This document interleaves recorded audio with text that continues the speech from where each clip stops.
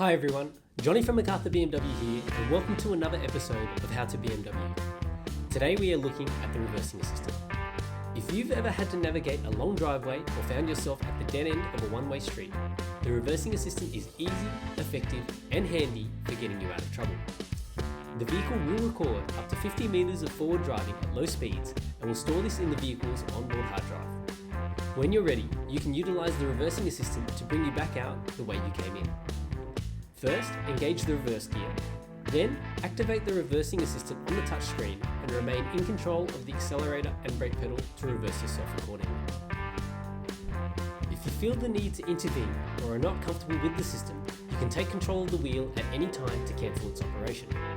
I hope you've enjoyed this episode of How to BMW. Stay tuned as we showcase the features which make BMWs the ultimate driving machines.